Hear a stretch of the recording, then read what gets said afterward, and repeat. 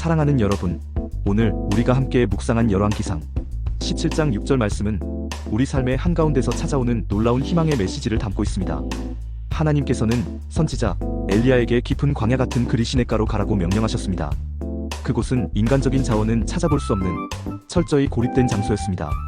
가뭄으로 모든 것이 메말라가는 절박한 상황 속에서 엘리야는 굴어 죽을 수밖에 없는 처절한 상황이었습니다.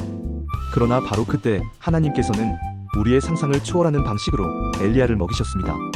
까마귀들이 아침에도 떡과 고기를, 저녁에도 떡과 고기를 가져왔고 그가 시냇물을 마셨다 고하였습니다. 여러분, 까마귀는 당시 율법적으로 부정한 새였고 남의 것을 빼앗아 먹는 습성이 있는 존재였습니다.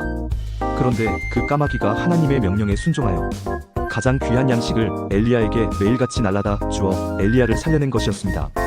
우리는 이 사실 속에서 하나님의 놀라우신 사랑을 깨닫게 됩니다. 첫째, 하나님의 공급 방식은 우리의 상식과 예측을 뛰어넘습니다.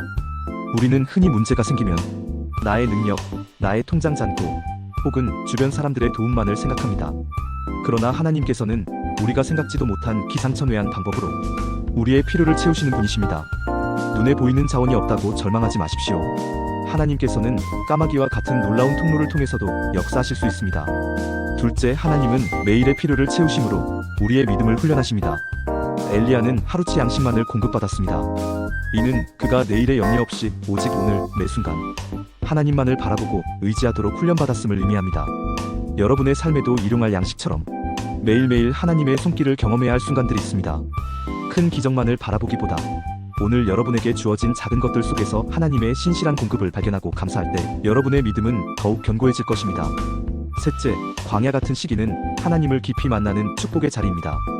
그리 시냇가는 세상과 단절된 고독한 장소였지만 그곳이야말로 엘리야가 하나님과의 깊은 교제를 통해 믿음이 성숙해진 훈련장이었습니다.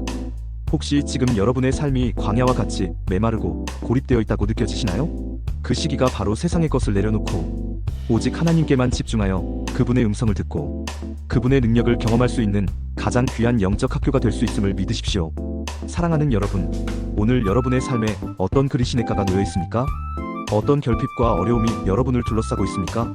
기억하십시오. 하나님께서는 지금도 여러분의 모든 필요를 아시고 가장 정확한 때에 가장 적절한 방식으로 공급하시는 신실하신 분이십니다. 오직 주님을 신뢰하고 그분의 말씀에 순종하며 나아갈 때 광야 같은 여러분의 삶 속에서도 놀라운 기적의 은혜가 샘물처럼 솟아날 것입니다.